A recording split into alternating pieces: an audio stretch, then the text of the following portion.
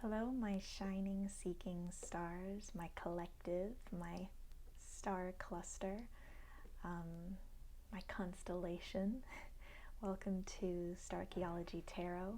My name is Desi. I will be your Starchaeologist, aka tarot reader, for this June 2022 tarot reading for Pisces. Yay, Pisces.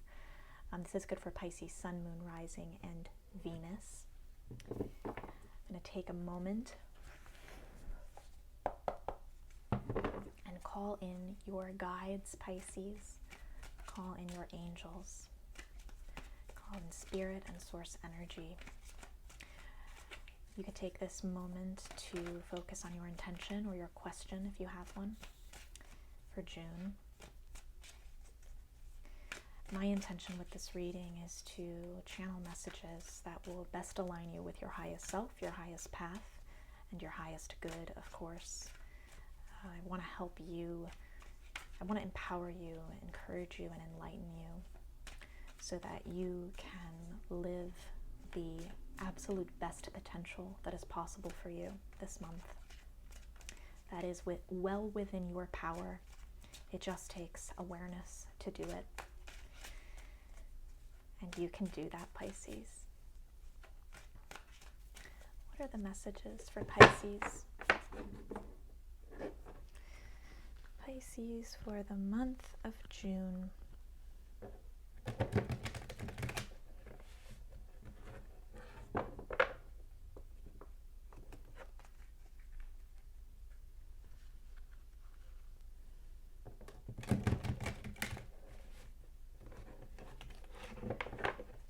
Messages for Pisces. Pisces for the month of June.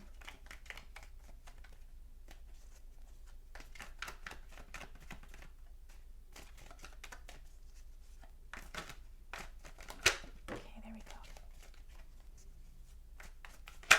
Oh, wow.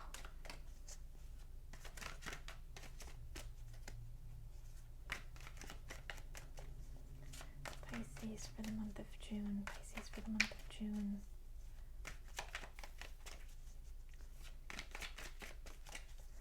Give me one more card, Spirit, for Pisces.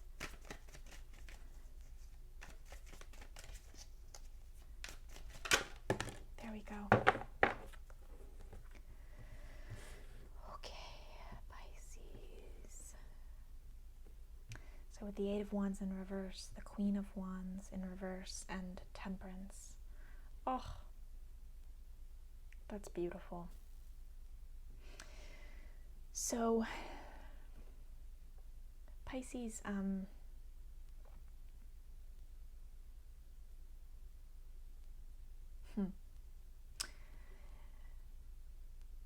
you are waiting on good news this month. Not only that, but you're waiting on action to sweep you up in its momentum this month.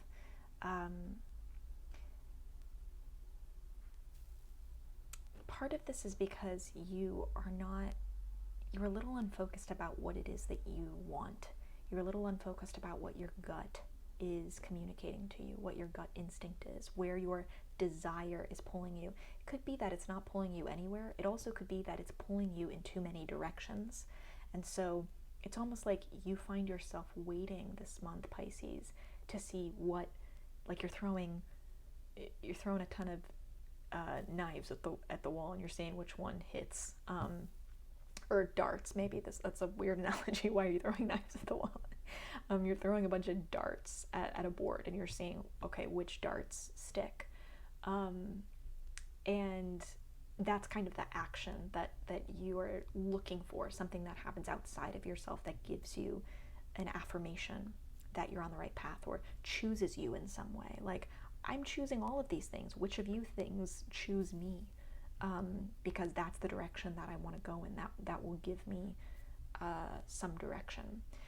Now, part of the thing that makes this waiting so difficult is because you feel like you're not really in charge of your desire. You don't feel completely in flow, in sync with what it is that you want, with that overarching desire that could potentially serve as a compass to you. It feels, for some of you, that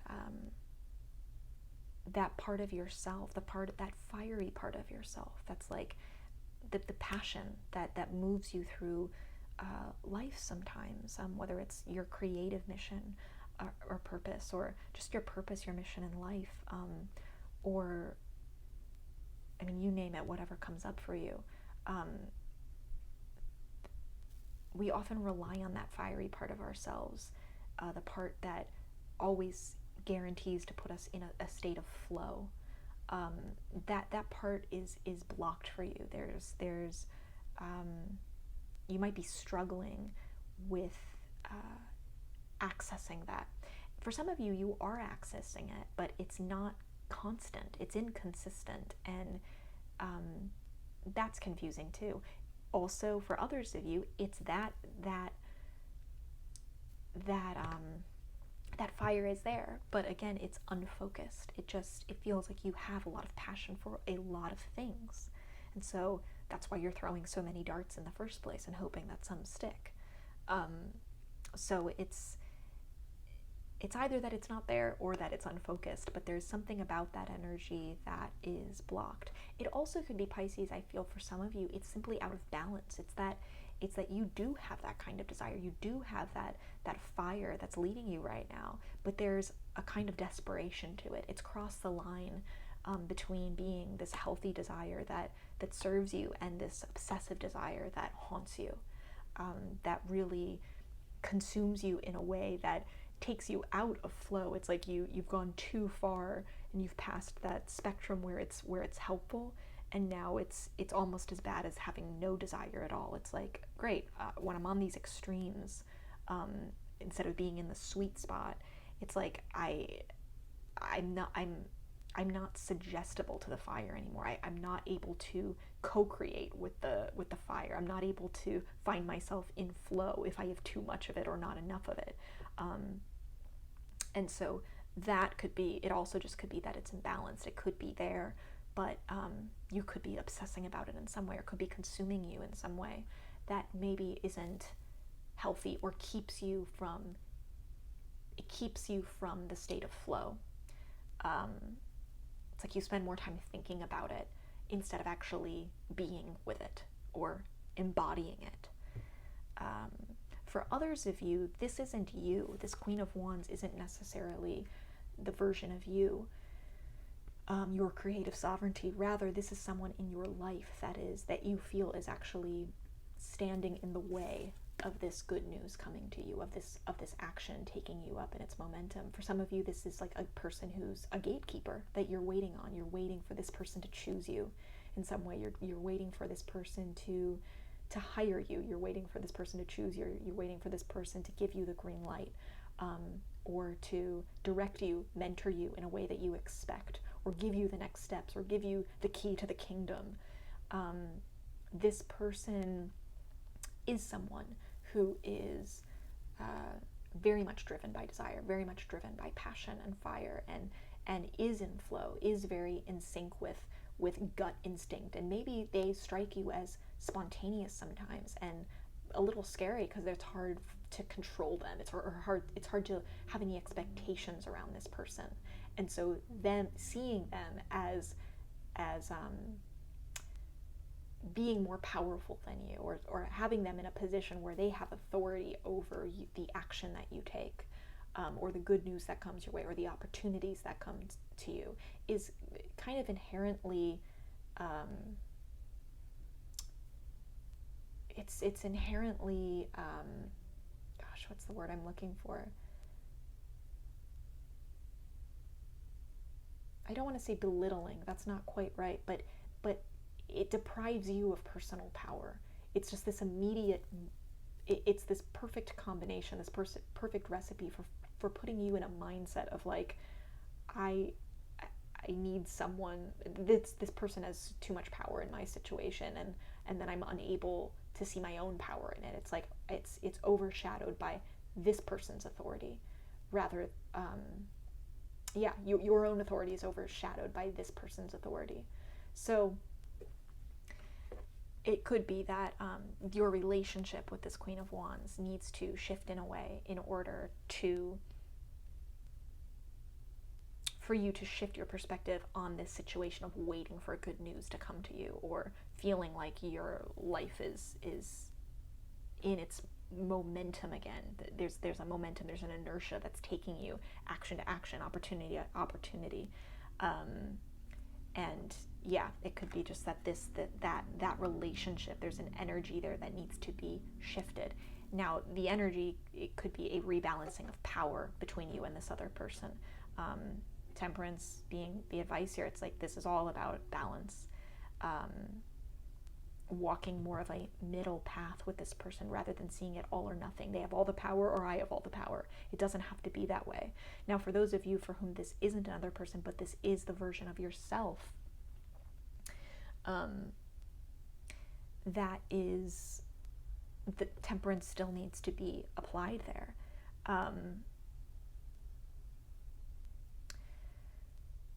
It takes real divine work for you this month, Pisces, to hold space for where you want to be and where you are, and not completely sacrifice one for the other, not seeing it as so all or nothing, like, well, I'm waiting, nothing good is coming to me, so I have power over nothing, there's nothing I can do.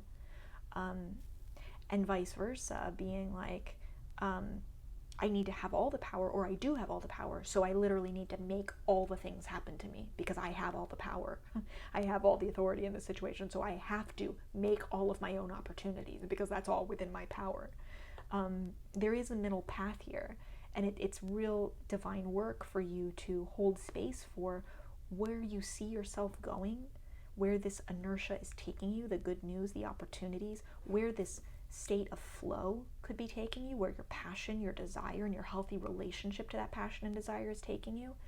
A healthy relationship between, or healthy balance between those things, and then also where you are now, not being in that place, but knowing that it's like, I don't need, the space in between is gray. And it can look like anything. It can unfold in any way. I can still get to the destination that I want by taking a balanced approach to it, by walking a middle path. I don't have to go at either 0, I don't have to go at 100, at the speed of 100 towards the thing that I want in order to make it happen. Likewise, not moving at all towards something isn't the answer either. If it's something that you want to avoid, or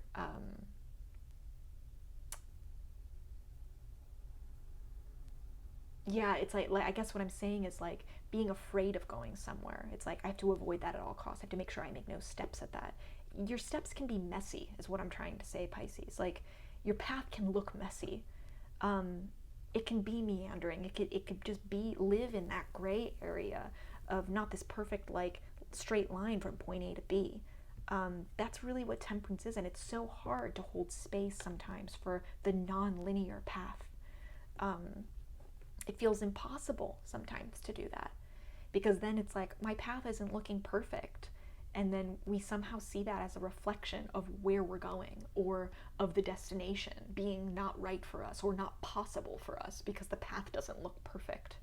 And that's that kind of all or nothing thinking that temperance can overcome, can help us overcome. But it takes the divine part of us to really overcome it. It takes this, like, really channeling the most divine part of us to do this work. It's like the work of an angel. It's, as human beings, we do not want to do that. We want to be all or nothing. We want to be black and white. Our brains want to make things as simple as possible. We think we're making it more simple. But the truth is that the simplicity actually lies in the gray. It lies in the middle path. It lies in the balance. There were a lot of messages in this reading, Pisces, and funny, I feel like it was not a linear reading at all.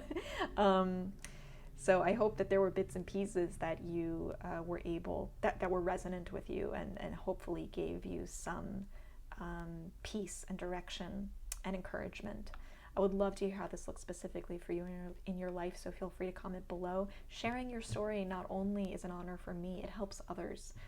Even sometimes just making someone else in our constellation feel like they're not alone in what they are experiencing. So for those of you who do want to open up and share your heart below, I thank you in advance for that bravery and courage if you feel called to do so.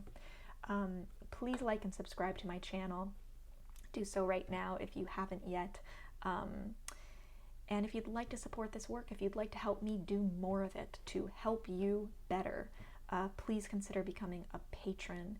The link to my Patreon is below. You can support my work for as little as $3 a month. A little goes a very long way. I'm grateful to everyone so far who is a patron, and I invite you to explore my Patreon page. There's higher tiers, lots of extra bonus goodies, personalized monthly readings for the higher tiers. So if that interests you, please check it out. I'm so grateful for you, Pisces. You are an essential part of this star cluster here at Starchaeology Tarot. Watch your other placements if you want a more complete picture of the unique puzzle that you are.